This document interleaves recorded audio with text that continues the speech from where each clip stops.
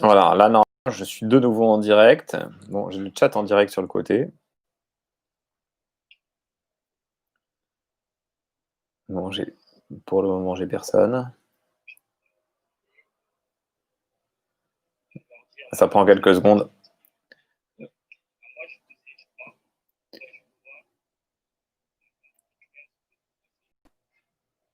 Et vous avez un groupe, ouais, ouais. Oui, oui, oui, oui, oui, oui. C'est parfois ce qui marche le mieux. Là, j'ai 3 personnes qui sont connectées.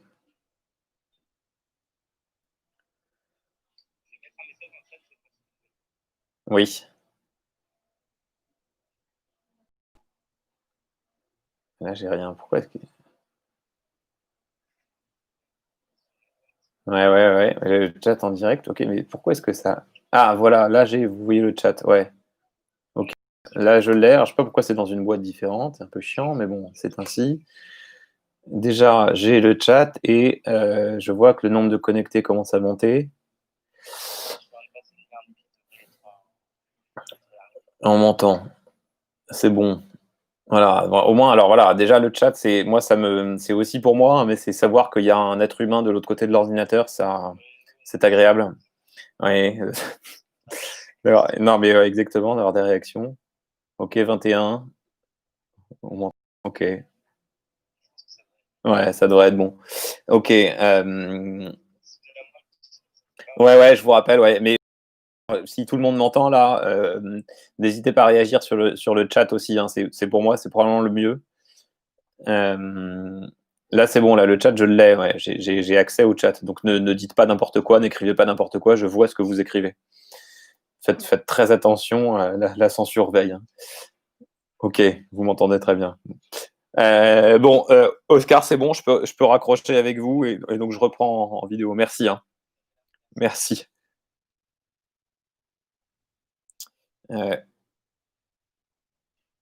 Ah oui, j'avais un message de Lila aussi qui me disait qu'on m'entend. Okay, so I'm gonna get back to English, and I think I'm gonna try to reduce this course to let's say 1 hour if my internet is strong enough to support this.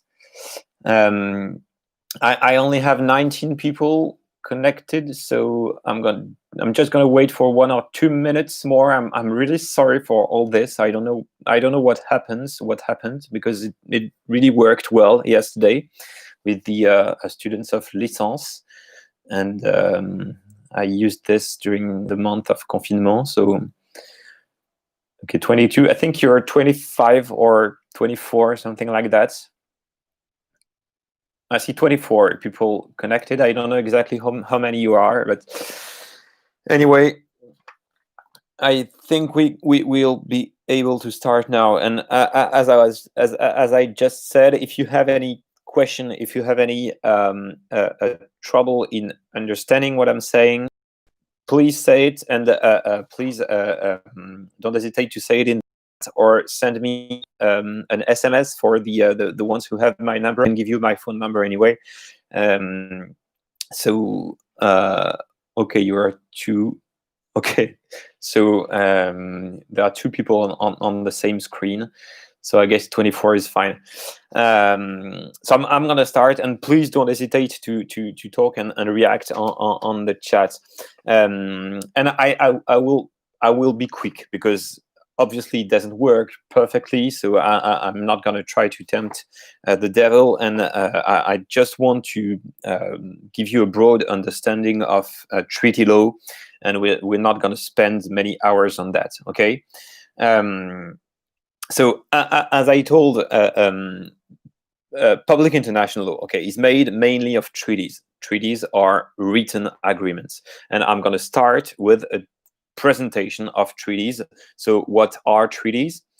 What are the conditions for treaties to be mandatory, to be binding upon states? And then I will see in the third part the conditions for treaties to be valid, so to produce international law. And this may seem to be a little bit basic, and it is basic. This is the basics of international law, but without the basics, you can't understand properly international economic law and arbitration. So that is why I'm starting again from the beginning. So for some of you, it's going to be something that you have studied already, that you know already, but I think it's never useless to study again a subject. And because without this basis, you can't understand what we are going to do later on during this year and next year in London. So first approach of treaty law, I'm going to follow my I have the plan ici of the structure of the structure of the lesson. So I'm going to follow it. I've lost the chat is there, and I'll start with the definition of a treaty. On the definition of a treaty, I think we can stick to the definition of the Vienna Convention on the Law of Treaties. If you look at the documents that you have in the document that I sent you, you have an extract of the Vienna Convention on the Law of Treaties. The Vienna Convention on the Law of Treaties being itself a treaty which contains all the rules, on all the international law rules regarding the conclusion, the entry into force, the validity, etc., of treaties. Okay, so this is a little bit the treaty on treaties. It's a little bit like, well, it's the equivalent of the Code Civil for contracts, but in international law. If you want to know how a French contract can be signed, how it must be signed to be binding, what are the conditions to express your consent, etc., you're going to have a look at the Code Civil. If you ask the same questions for a treaty, you're going to have a look at the Vienna Convention on the Law of Treaties. Okay, so that is really the most important text regarding treaty law. So you have the definition here in Article 2, okay, of the Vienna Convention on the Law of Treaties, which is very simple, and I'll just underline some aspects of this definition, which is not very complicated. If you have a look at Article 2A, you can see that treaty is defined as an international agreement, okay, concluded between states in a written form and governed by international law, whether embodied in a single instrument or in two or more related instruments, and whatever its particular designation.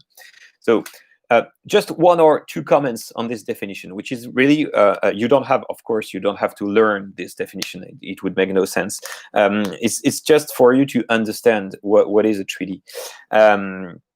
You can see that a treaty is an international agreement, so it means that a treaty is like a contract between states, meaning that one state is going to accept something because the other state accepts something on a reciprocity basis. All right, so that's as simple as this. A treaty is a contract between two states. It must be in written form. That's important because it shows you that there is a formal requirement of a written form. So contrary to a contract in French law, which is not which may be an oral contract, which has not necessarily to be written down, a treaty has to be written. So that's a formal requirement which is quite simple to understand. And a third remark that I wanted to make is that beyond this formal requirement of the written form, international law is quite informal on the other characteristics of treaties, because if you read the definition, it tells you that the treaty can be embodied in a single instrument or in two or more related instruments. So it means that a treaty can be made by an exchange of letters, for instance.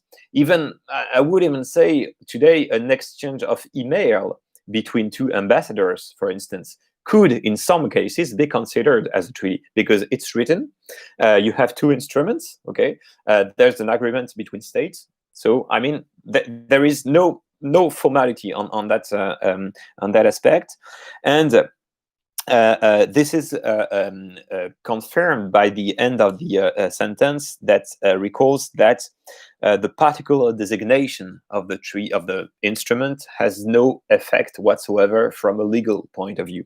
You see, it can be embodied in a single instrument or two or more related instruments, and whatever its particular designation.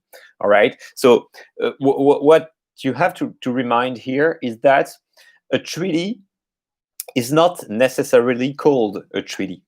It can be called a treaty, like the Lisbon Treaty, for instance, in the European Union. But it can also be called a convention, the Convention of Vienna on the law of treaties, for instance. It can be called a covenant, like the International Covenant on Civil and Political Rights, and the Pacte International sur les droits civils et politiques, which dates from 1966. So the covenant, the protocol also is a name that you may encounter. So basically, just remind this, that you don't have to care about the name of the instrument. Okay, what matters is that you have an agreement between states, that it is written. Okay, and basically that's it. Okay, of course there are other conditions, but as for the definition, I think it's quite simple, and we don't have to go further on this point. Then let's move to the negotiation and adoption of a treaty. Here, I just want to draw your attention on the fact that a treaty is a legal instrument that is, I would say, that is built in two steps. There are two main steps in the life of a treaty before it becomes mandatory, before it becomes binding upon states. First, the treaty has to be negotiated. It has to be negotiated and adopted, and I will see that here. But once it has been adopted, we will see that the treaty does not produce any legal effect, or it does produce some legal effect, but it's not mandatory as a matter of principle. It has still to be ratified by states. Okay, and this is the second step. So just be careful on that. When you say that a state has adopted a treaty, it doesn't mean that this state is bound by the provisions of the treaty. It only means something that I'm going to see now, but it means that the state still has to ratify the treaty. Okay? So, and that is very important, because this is the first thing you have to check. If you are dealing with a tax law matter, for instance, and you are facing a double taxation convention or an investment protection convention or whatever, the first thing you have to check is that treaty binding? And for that treaty to be binding, it has to be adopted and then ratified by the state. Okay, so here in this second paragraph, we're gonna focus only on the adoption. All right. First, the negotiation. I'm going to be very quick on that, because we have some connection issues. So, negotiation frame and actors. What I mean is that not everyone can negotiate in the name of the state, of course. And this is important, because the first thing you have to check is that the person that has negotiated the treaty in the name of the state indeed has the power to engage, to commit the state. Okay, this is of course the first thing that has to be checked. So the power of negotiation in the name of the state is not granted to everyone. It is basically limited to one person, which is the head of the state. Okay, which is the head of the state. So then it will depend on the constitutional organization of each state, right? But the international law rule is that the one that can always engage and commit the state is the head of the state, right? Then, as soon as a treaty has not been negotiated by the head of the state itself, so by the Président de la République in France, the Prime Minister in the UK, or the Chancelier in Germany, as soon as the treaty has not been negotiated by the state, it means that you have to check. It does not mean necessarily that the treaty is unlawful. It means that you have to check whether or not the person that negotiated had a delegation from the head of the state. My point is very simple. It's just to put it another way. The power of negotiation rests with the head of the state, but the head of the state always has the right to delegate this power. Okay, it always had the right to delegate this power, and it can delegate this power to a minister, to a member of the government, to an ambassador, of course, or even in some cases to someone that is not part of the state itself, but that is a scientist. If the treaty is a very specific treaty on very complicated environmental matters, for instance, then in France at least, the Président de la République can delegate the power to negotiate in the name of the French Republic to a scientist if it is necessary. Okay, so just two things to remind here. This power of negotiations belongs to the head of state, and second aspect, the head of the state has the power to delegate this this mission. All right. Then after the negotiation is over, the treaty is adopted. What does it mean, adoption? This is my the following paragraph. Adoption only means that, and this is important, adoption doesn't mean that the treaty becomes mandatory. Adoption only means that the negotiation process is over. Okay, it only means that you cannot negotiate again. It means that what is written down in the treaty is going to be the final treaty, right? And you can't negotiate again. You can't get back to a provision. It only means that it's over. Okay, so the legal meaning of adoption is nothing but that. No negotiation any longer. Still, you can see in the B that I've indicated that there is still an obligation of states towards an adopted treaty.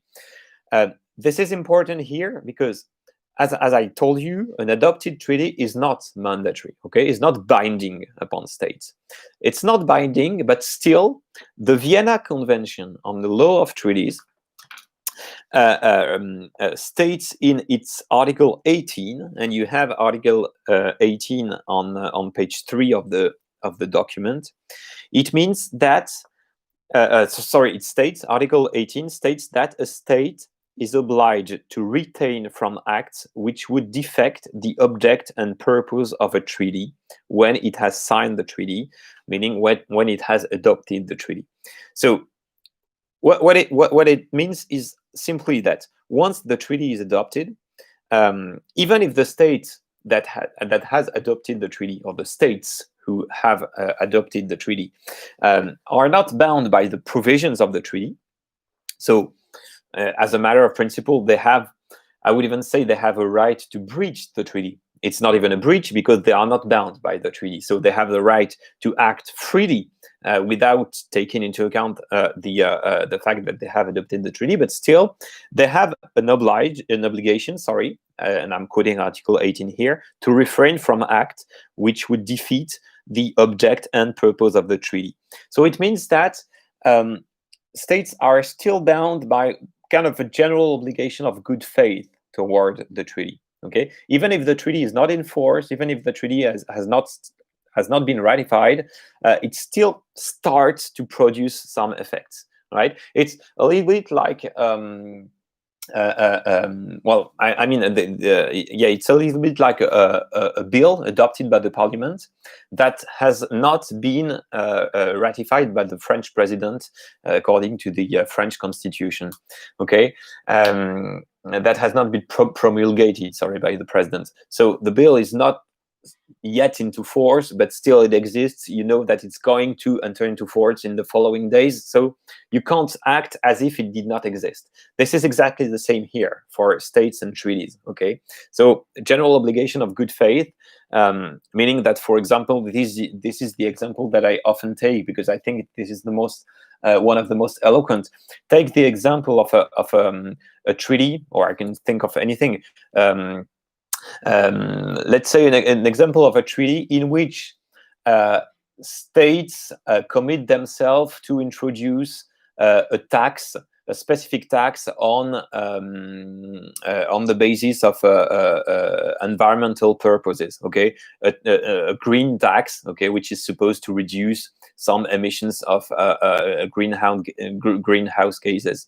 Then let's imagine that the states committed or negotiate the treaty, then it adopts the treaty, and before the entry into force of the treaty, during the few months before the entry into force of the treaty, the state will produce, will develop, will support coal industry, will support oil extraction, etc., etc. Okay, because, well, taking the pretext that it's not bound by the treaty, this would for sure be an act that would defeat the object and purpose of the treaty. Okay, so that would be a breach of Article 18 of the Vienna Convention, and that would for sure be an internationally wrongful act. All right, so that's all I wanted to put forward here on the first approach of treaty law. So at this stage of the life of the treaty, we have this treaty that has been adopted. Okay, it has been negotiated, it has been adopted. It starts producing some kind of legal effects, Article 18 of the Vienna Convention, but still it's not into force. It's not or the treaty has not entered into force yet. Okay, so that's what I want to see now. In section 2 on the mandatory character of treaties, what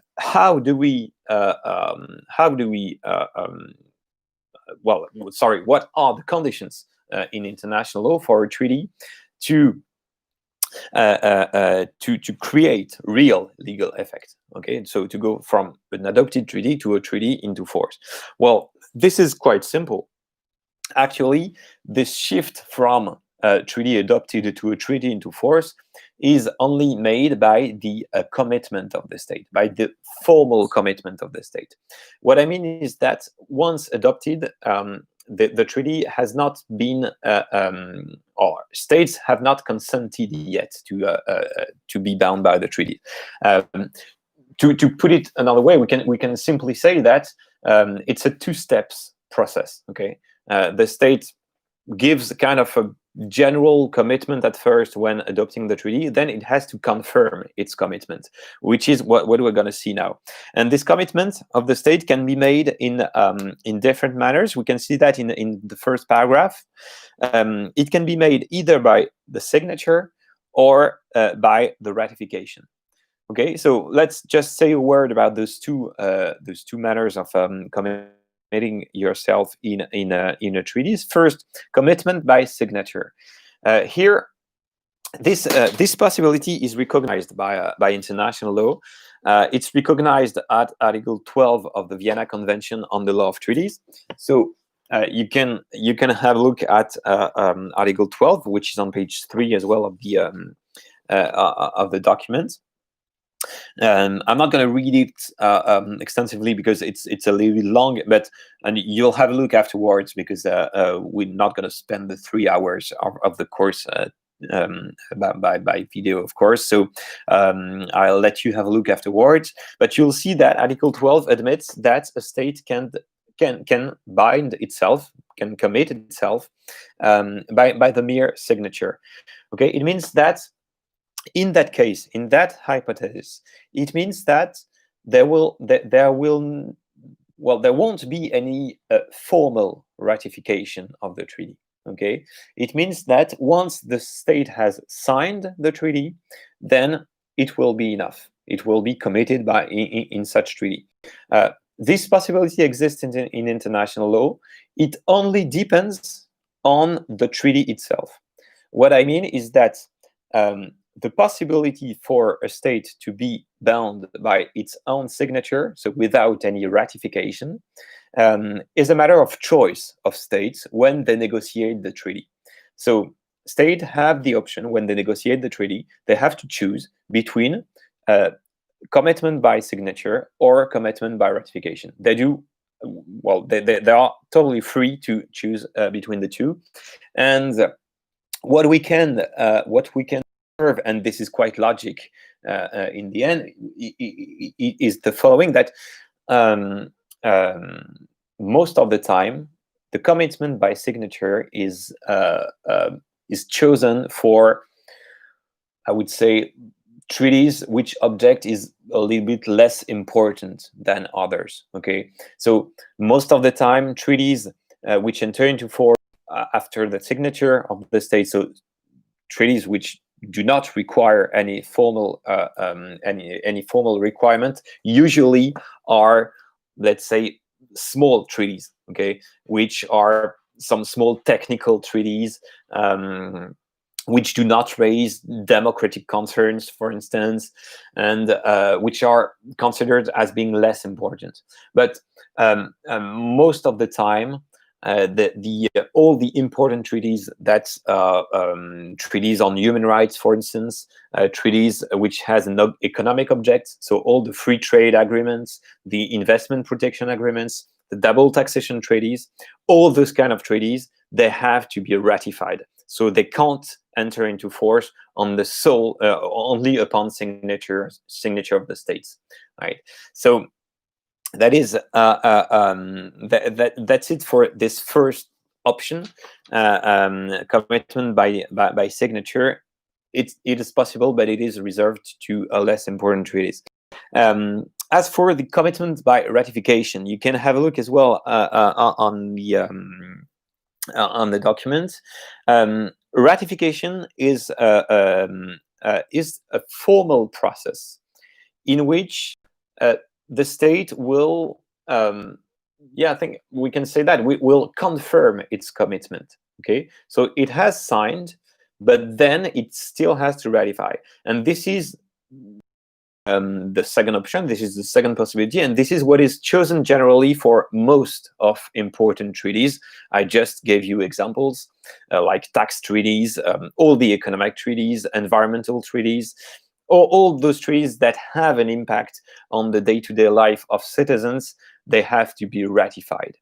And why is it so? Well, it is so simply because most of the time, and this is what I mean by different forms of ratifications, most of the time, the ratification process is, let's say, an opportunity for the state to introduce an organ that has a democratic legitimacy, an organ that is not involved in the negotiation of the treaty. What I mean is that the negotiation, most of the time, is used to give the treaty a kind of democratic legitimacy. Because, as I told you, as we have seen so far, the treaty is negotiated by the head of state or someone that is designated by the head of states. It is signed by the negotiator. And we have there's nothing democratic in there. So when the state is ready to confirm its commitment, then it is maybe, well, it's the best moment for a parliament, for instance, to be involved in the process. Okay, so that is why ratification is always used for most important treaties, because it gives parliaments an opportunity to eventually to reject possibly to reject the treaty, or to accept it, depending on different political issues. Okay, so that is why ratification is today the let's say the ordinary way of ratifying, of committing a state in a treaty. As for French law, just a very quick word on French law, because what I have described so far is the general trends in international law, the general rules of international law. No, I just want to focus briefly on French law, which is quite classic on that. And I'm taking French law as an example, of course, because we're in France, and we'll see during lesson 3. International law is first and foremost applied by domestic judges. So even if you stay in France, even if you practice in France, you will have to deal with international law, even as a French judge. And so that's the reason why I think it's important to know how it works in French law. But I just want to say also one thing, which is that the French rules on these subjects are quite classic at the end of the day. Which what I mean is that in most states, it works the same way, or with some slight differences. But if you go to the UK, if you go to Germany, if you go to Italy, if you go to Spain, if you go to the US, in Argentina, etc., it's more or less always the same kind of processes. Okay, so the French example is interesting in that respect. So just briefly, 3 aspects of French law on that matter. First, the role of the Constitutional Court. Okay. Here, just one remark to say that the Constitutional Court, so the Conseil constitutionnel, okay, the Constitutional Court in France can be implied in the ratification process. It's not automatic, okay. Just remind that it's not automatic, but it can be implied on the basis of Article 54 of the Constitution, of the French Constitution. And I don't think that I have put it in the, no, it's not in the documents, but whatever. Article 54 of the Constitution simply states that if there is a doubt, if there is any question about the compatibility between the treaty that is about to be ratified and the French Constitution, okay? If there is a doubt as to the compatibility between the treaty and the French Constitution, then the Constitutional Court can be seized of the matter. It can be seized on the matter, and its role is going to check whether or not the treaty that is planned to be ratified, once again, it has to check whether this treaty is compatible with the Constitution or is not. And it is only if the treaty is compatible with the Constitution that the ratification process may move on and may move forward, okay? So just remind this, it's not automatic. It has to be seized, the Constitutional Court. It can be seized by different authorities. I'm not getting into details here. It's not automatic, but it can be seized. And then if it is seized, it has to be seized, of course, before the ratification, because once this treaty has been ratified, then it's too late. So it's not automatic. It has to be done before. And then if the Conseil constitutionnel is seized, the ratification can be made only if the treaty is compatible with the Constitution, right? And if there is a problem of compatibility, then the Constitution has to be modified according to the treaty. And that is, well, that's what happened with the Maastricht Treaty in France. You may know that when France started to ratify the Maastricht Treaty in 1992, the Conseil constitutionnel was seized, and the Conseil constitutionnel ruled that there were some incompatibilities between the Maastricht Treaty and the French Constitution. So if France wanted to ratify the treaty, it had to modify its constitution.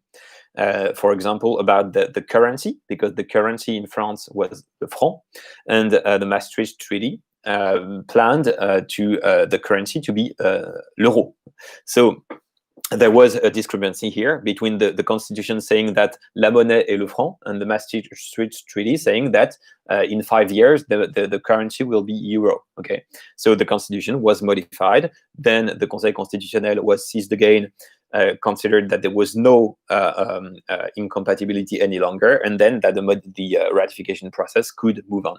Right. So that's for the Constitutional Court. And once again, this kind of process is very common to, let's say, developed states, European states, and North America. As for the role of the Parliament, in France, it is stated in Article 53 of the Constitution. it is stated in Article 53 of the Constitution that a ratification has to be authorized by the Parliament in different cases which are listed in this provision in Article 53. Okay, so it means that as soon as a treaty falls within one of the categories that are listed in Article 53 of the Constitution, it's quite a long provision, so I'm not going to quote it here, and you'll have a look afterwards. But as soon as a treaty falls within one of the categories of Article 53, then it means that it cannot be ratified without an authorization of the Parliament. The Parliament being the two chambers, of course, Assemblée Nationale and Sénat, and they have to agree both on the ratification. And that is important here because Article 53, and please have a look at this provision, you will see that it is a very, very long list of treaties. So any treaty which has something to do with the environment, any treaty which has something to do with economy, with free trade, with tax law, with I don't know, individual freedoms, of course, any of such treaty has to be ratified upon authorization of the Parliament. Okay, the general idea being that the Parliament has a democratic legitimacy, and then it has to be consulted on this issue. And if the Parliament refuses the authorization, then the treaty cannot be ratified. Right. So here, this is mandatory. So it means, well, contrary to the Conseil Constitutionnel, it has not to be seized formally. The Parliament is required to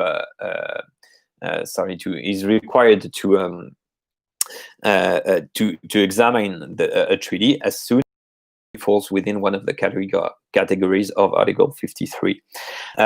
So that's for the Parliament. As for the referendum, you see the possibility of a referendum here.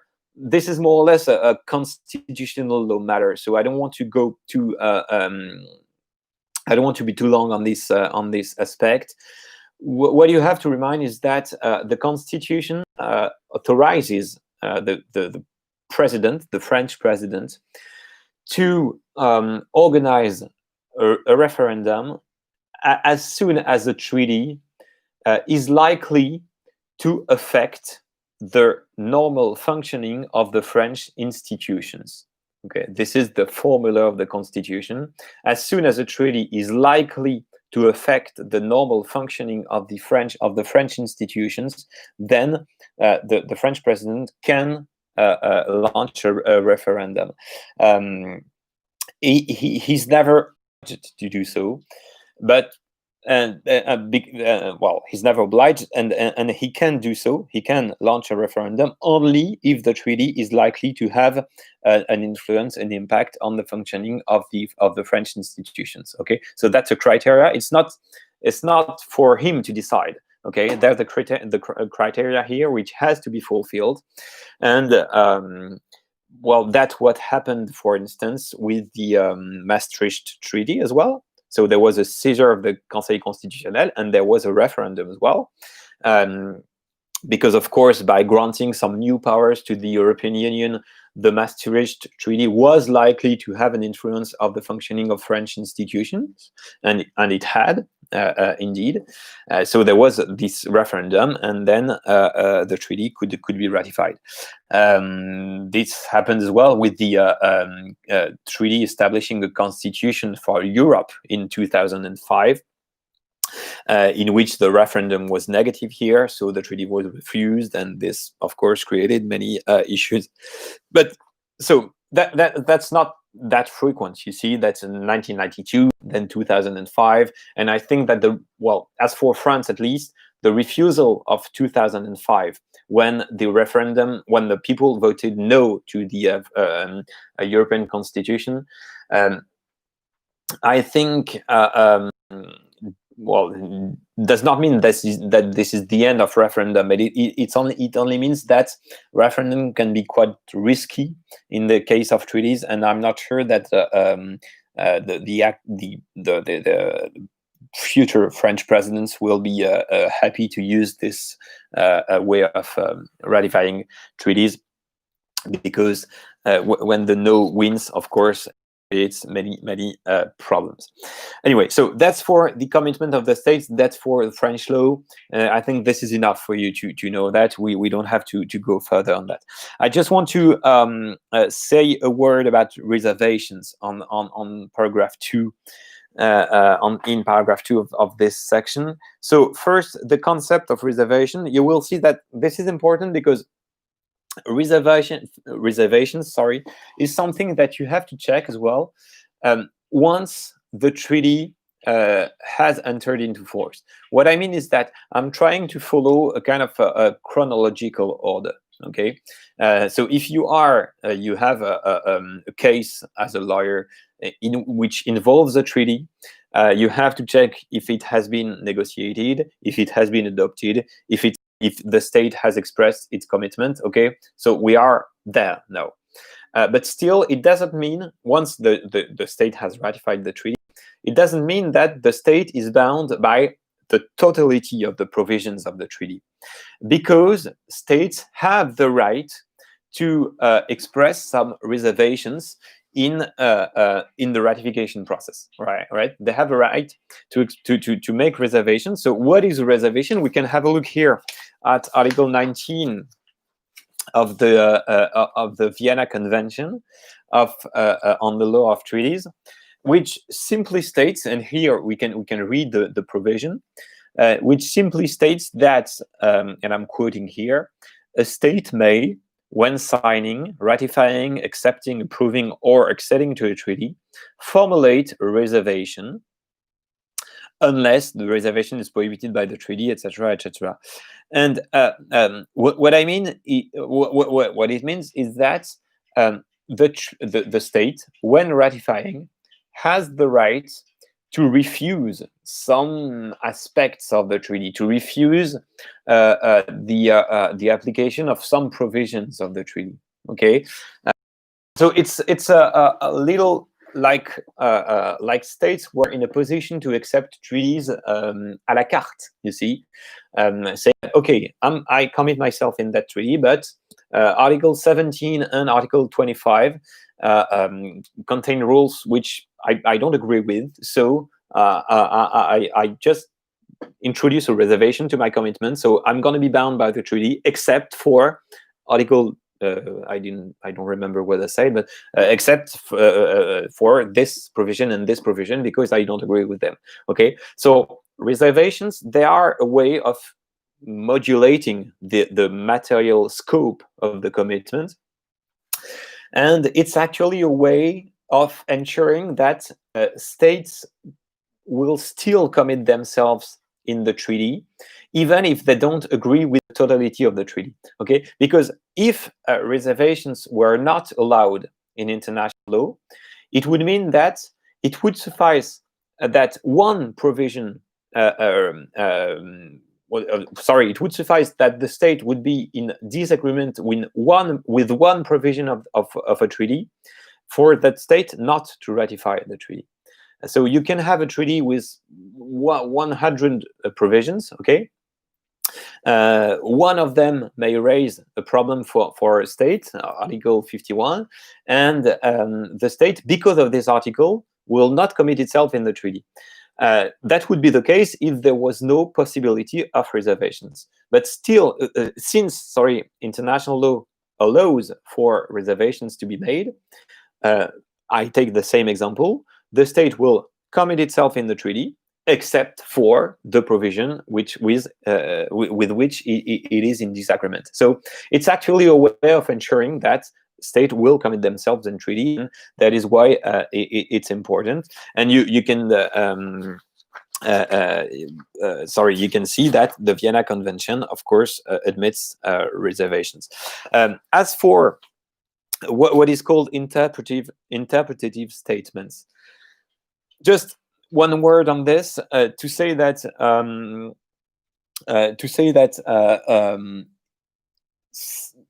it is sometimes distinguished. There is sometimes a distinction that is made between reservations and interpretative statements. Interpretative statements being a declaration of the state at the moment when it ratifies the treaty, a declaration of the state which is not a reservation, because the reservation consists in saying, I don't want this provision to apply to me. Okay, the interpretative statement is not a reservation in the sense that the state admits, the state that makes the interpretative statements accepts the provision to apply, but the state gives in advance the meaning of, or the interpretation of, the provision which is the object of the declaration.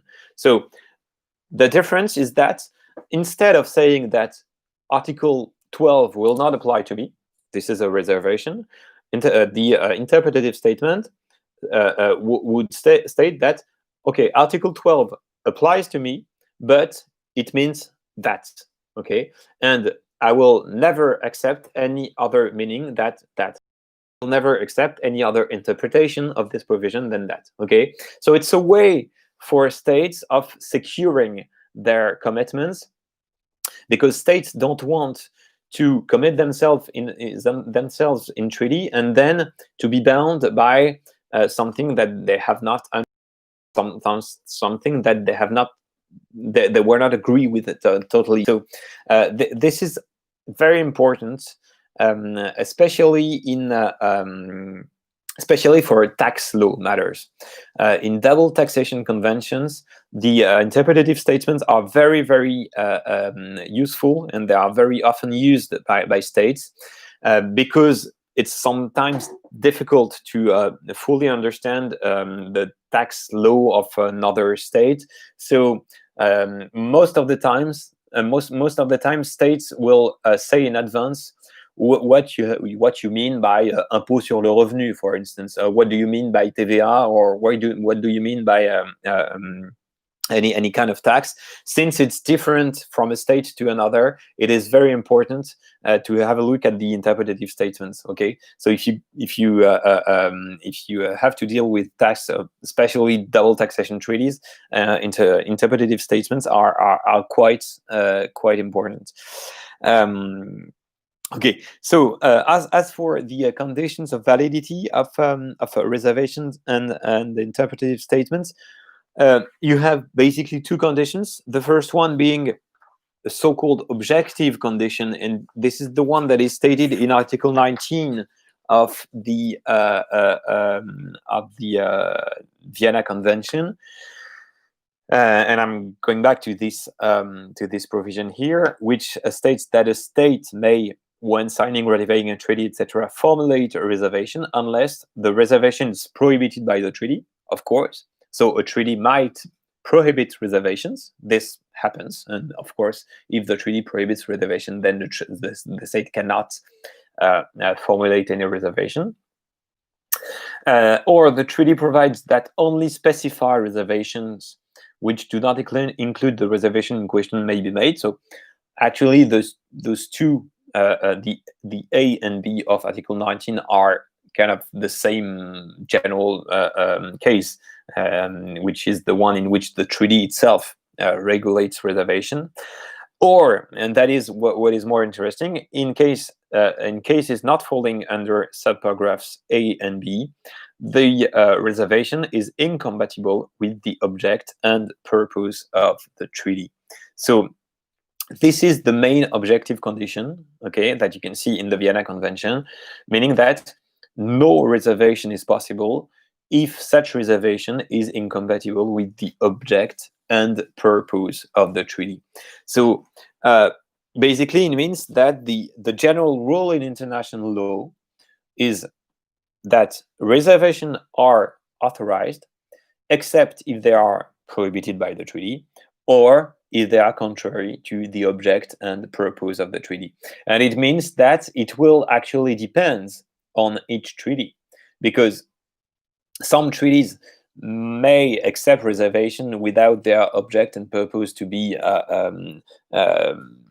to be threatened by such reservation, and some treaties will not. So, For example, in human rights treaty, reservations are most of the time refused because it is well, as a matter of principle, we could say that a reservation is incompatible with the object and purpose of a treaty concerning human rights.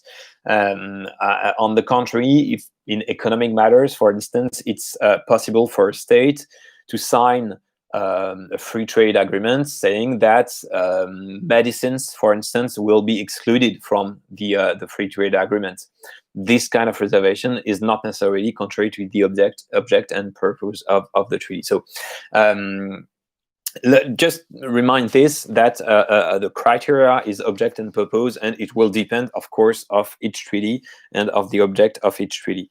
As for the reaction of the other parties, of course, it's important because it simply means that what matters as well for a reservation to be lawful, to produce effects in international law, what is important as well is the reaction of other parties. And here you have a very good example of the analysis of this issue in the last document that I've introduced in the folder here, which is the advisory opinion of the ICJ. The ICJ being the International Court of Justice, okay, which is the an organ of the United Nations, and it issued an advisory opinion. The court issued an advisory opinion in 1951 on precisely on the reservations to the Convention on the Prevention and Punishment. You can see that this is a very important convention, which I think I have. I'll just stop 1 minute. Okay, I'm back. I think you can hear me. Is that okay? Can you still hear me in the because I think I have had a small trouble with my connection. Yes, okay, great. One of you, yes, you can hear me. Great. That's enough for me. Okay. It won't be long. To just don't be afraid. I won't be long any longer. I just want to say a word on this genocide case here. Yes, but we missed the part in the reaction of other parties. Yeah, I'm precisely on that. What I mean on the reaction of other parties, what I mean is that in addition to this so-called objective condition, so the reservation has to be not contrary to the object and purpose of the treaty. And secondly, the reservation must be accepted by the other parties. Okay, it must be accepted by the other parties because the general logic of international law is that everything is based upon consent of states. Okay, so if two states consent to a treaty, they are bound they are bound. Yes, I'm gonna slow down a little bit. Yeah, I'm sorry. I know I'm a little bit fast, but okay, I'll try to be a little bit slower. But yeah, I'm getting back to that. What matters is consent. So if two states consent to a bilateral treaty, they will be bound by this treaty. If one of the two states does not want to be bound by one provision of the treaty, then it can make a reservation, okay? Because it is only bound by what it has consented, right? But on the other hand, you have state A and state B. State A makes a reservation, right? Because it can be only bound by the rules that it has accepted. And state B can only be bound by the reservation of state A if it has itself accepted such reservation. I don't know if I'm clear on that, but actually this is quite logic. Everything in international law is based on consent. So the commitment at first is based on consent. The reservation is all based. When you have to choose a reservation or an interpretative declaration is lawful, okay, You lost me again. I think I'm trying to. I'll get back on that. But well, what you have to remind. It's okay now. Okay, what you have to remind is that consent is really the okay, it works. It's really the stone corner of international law. So what matters is that there is a consent in the commitment, in the reservation, and in the acceptation of the reservation. So if you want to check whether or not a reservation is lawful, is valid in international law, you have to check if it is consistent with the object and purpose of the treaty, and if it has been accepted by the other parties. But if a country makes a reservation, yes, I think there is a question here, or I'm just waiting for the rest of the sentence, because I guess you had a question.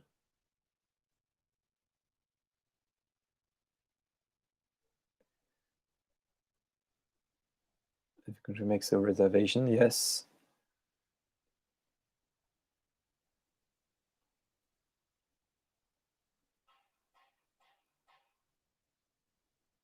You have your answer. Okay, great.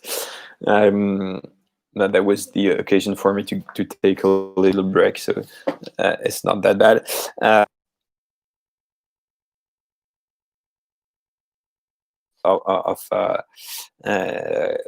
On the law of reservation, just have a look. Maybe just have a look at page 6. Okay, the last page of the document, in the middle.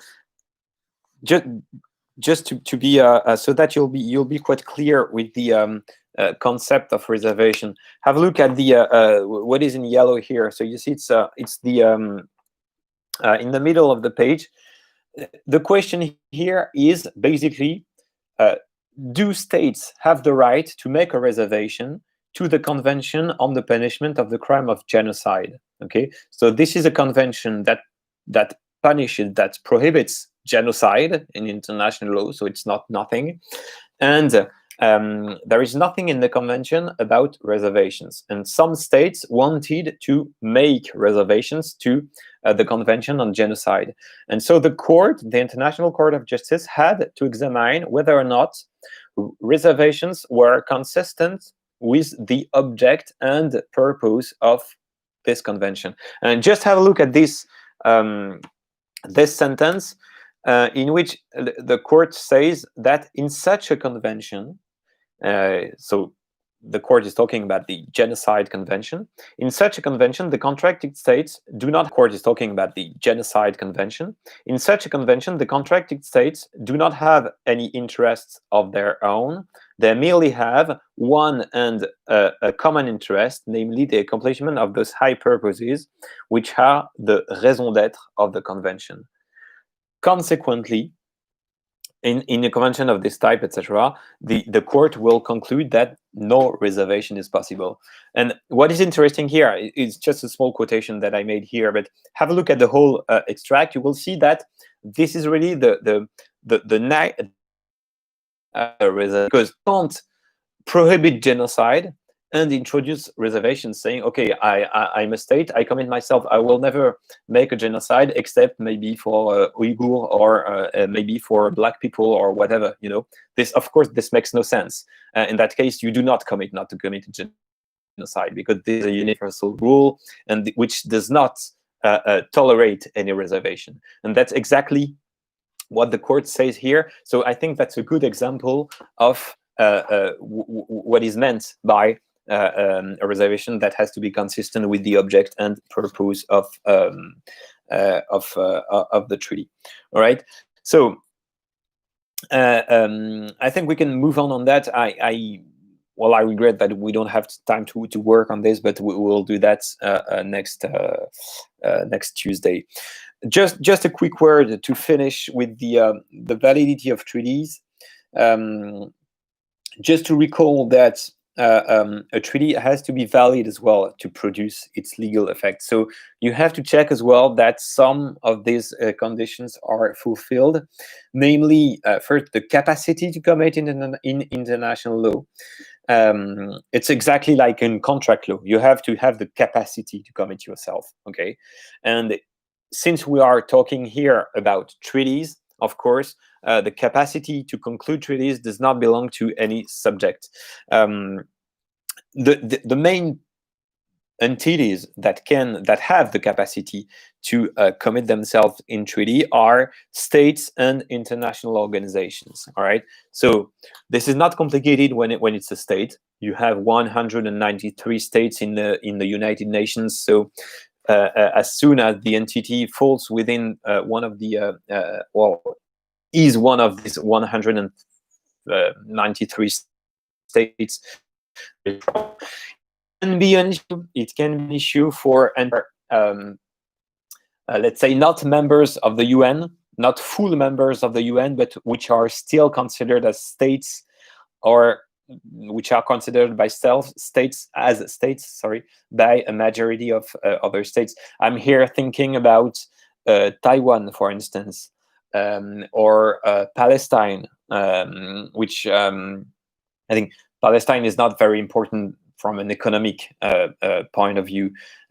Taiwan is, of course, from an economic point of view, or Hong Kong, for instance, which are there are entities which are somewhere in between. They are not, well, they look like states. They have the characteristics of states. Palestine is a state, but it's not member of the UN. So it may raise questions, and I'm not getting into detail here, but just to draw your attention on the fact that it can be an issue. You lost me. Okay, just tell me when I'm back, and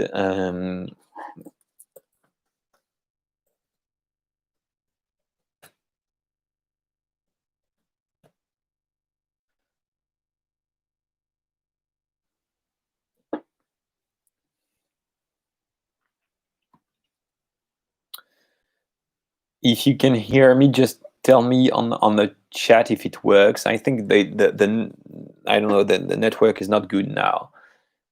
Okay, I'm back. Good. It's good. Okay, so I'm going to try to finish quickly because it really doesn't work well, and I'm sorry for that. The problem that we have, you have some cut. Okay. No, the network is not perfect. I know that. I'm sorry for that. I think, I'm going to finish now. To spend maybe a half an hour at first to get back on treaty law to be sure that everything is clear for you, right? I'm really sorry for that. And what I will try to do for the next lessons online is that maybe I'm going to try to record the videos before. So if I do that, I know that it works, and I know exactly the content of what you have, and then we'll take some time together to comment that. So maybe I'll do that. And the simplest would be that you have the course of today, and please do not hesitate to keep questions for next week, okay? And we'll take some time next week to answer your questions, because the lesson 2 is not that long. To answer your questions, because the lesson 2 is not that long, so we'll have some time to get back on treaty law, and I'll try to answer that. Okay. So just to be as quick as possible, so states can commit themselves in treaty, international organizations as well.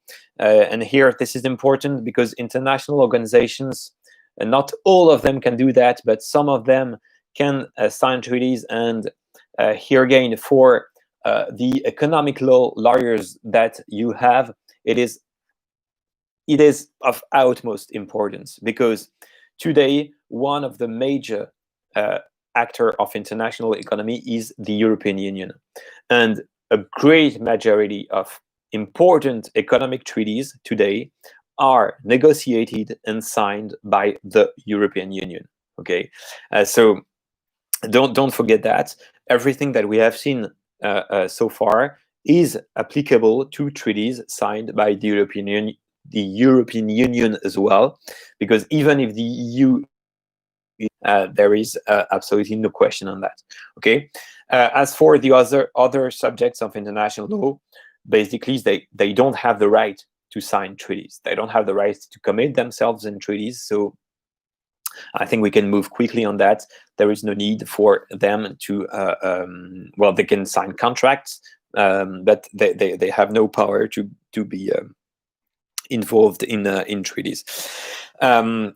Second aspect, the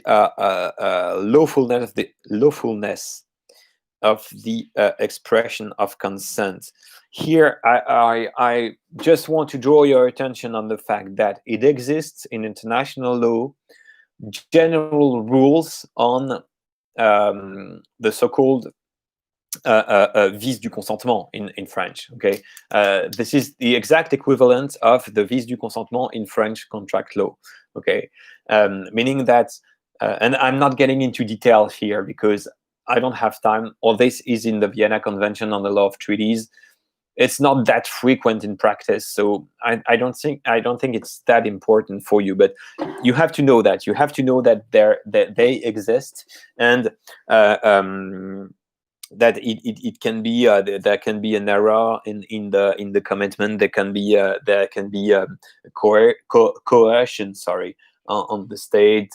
There can be corruption. So there are different circumstances under which the consent of the state can have been expressed in an unlawful manner, so that there will be no consent, and then the state will not be bound by the treaty. Okay, but once again, in practice, it's quite rare, so I don't think it's that important.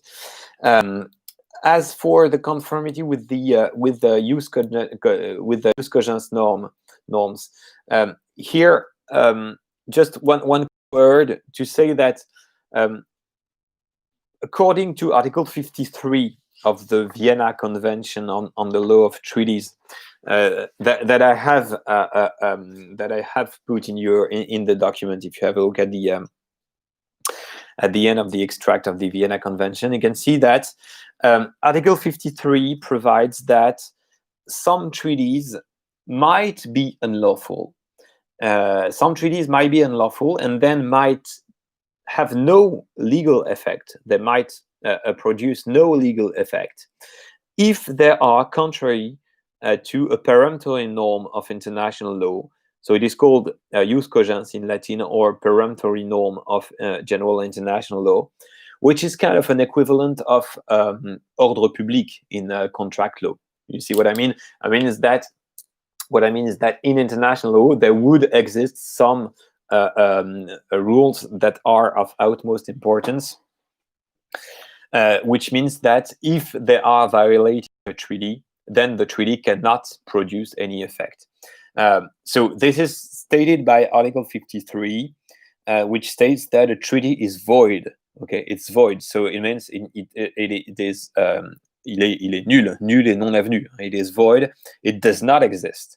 If at the time of its conclusion it conflicts with a peremptory norm of general international law. So it simply means that the treaty will simply does not exist. Okay, will simply not exist. Sorry, will simply not exist because it is contrary to a norm that is important. Now, I'm not sure this is, well, you have to know that. You have to remind that this rule exists. No, now, if you have a look at what are the peremptory norms of international law, you will see that actually it's not that important from an economic law point of view, from an international economic law point of view, because most of the recognized peremptory norms of international law are related to basic human rights.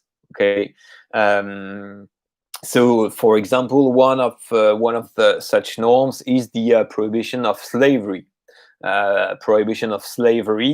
Of course, because which only means that if a treaty establishes a trade of slaves, for instance, it it cannot produce any effects in international law because it is contrary to a peremptory norm of international law. Okay, so it's as simple as that. Now, when it comes to economic matters or tax matters, I think I have never met any treaty regarding tax law or trade or investment that has been alleged to be contrary to a peremptory norm of international law. So, okay, remind that it exists, but you're not likely to meet many of these norms in your practice if you practice in the field of international economic law. Well, maybe one of the just to finish on that, one of the domain in which norms might develop is, of course, international environmental law. So far, I'm not sure that there is any peremptory norm, or any norm of jus cogens that relates to the environment. So it might happen in the next future, but not now. So, for example, a free trade agreement in the field of hydrocarbons or oil simply cannot be said to be contrary to a peremptory norm of international law, because there is no such norm of international law, of international environmental law, which would be considered as a norm of ordre public. But it might change, so be careful on that. And that's why I just wanted to say a word about that now. As for the nullity treaty, well, very briefly on that. Just remind here, it's exactly like the lawfulness of the expression of consent. What I mean is that there are some causes of nullity in the Vienna Convention that might be used, but which are not that frequent. Could be about the use of product that would harm the environment, cause an ecocide because it's not international. Well, you mean a peremptory norm could well, I think we can make the argument, but since the ecocide is not recognized as a norm of international law, well, a fortiori, it cannot be considered as a peremptory norm of international law. What I mean is that for a norm to be considered as a peremptory one, it has to be first a norm of international law. I don't think that as such, the use of products that would harm the environment and cause an ecocide would be sufficient to consider that the treaty is contrary to a peremptory norm. But I'm quite positive on the fact that it will happen in the next years. For instance, you know, what can I think about? We could think about products that are known to be to cause an harm to the environment. If such products are known to be to cause harm to the environment, and if a treaty just organized the trade of such products without any precaution, without any reference to the risk to the environment, without any reference to the environmental norms, then it could be argued that it is indeed contrary to a norm of international law. I think international law still has to develop on that point, still has to strengthen on that point, but it could be argued at least. So I don't know if I'm answering your question, but here we are dealing with a kind of aspect which is not that clear in international law. Okay, so yeah, as I told you, for the nullity of treaties, well, there are some causes of nullity. So, for instance, if the consent has not been properly expressed by states, if the object of the state has disappeared. So here again, we find some rules that clearly refer to to contract law, to French contract law in particular. Okay, so I answered the question. That's fine. So that's basically what I wanted to say. Once again, I think I'm gonna stop there for today. Except if you have any questions, because I'm really sorry for all this. I know it's not an ideal way of teaching, and believe me, I would prefer to be with you. So maybe I think we should stop it there. If you have any questions, so you may ask them now on the chat, or maybe keep them for next week. And as I told you, we'll try to divide the next session in two parts. The first being kind of a general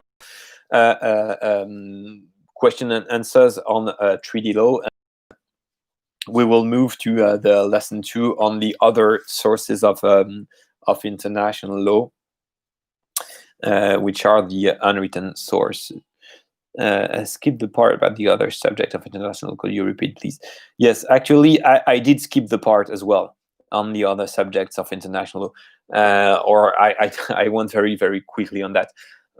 What I meant was what I said. Sorry, was just that apart from states and international organizations, other subjects of international law, such as transnational companies, for instance, such as non-governmental organizations or individuals, etc., that do not have the capacity to sign treaties, right? So that's all I meant on that point. Right. So if it is okay for you, I think I'll stop there. And yeah, maybe I'm not going to give you some homework, but please have a look at your notes. Please have a look at the documents, and please revert to me if you have any questions or issue, or if there is anything that is not clear. Tell me, and we'll speak about this next week. Okay. So good luck to all of you guys. Good luck for this week, for this video week. I think it's not the best for you. It's not the best for us either, but we have to deal with that. So good luck to all, and I'll be happy to meet you in person next week. Of course, I'll be hidden behind a mask, but I think it's going to be better to interact together. Okay, so good luck, take care, keep safe, and I hope to meet all of you next Tuesday. See you, bye.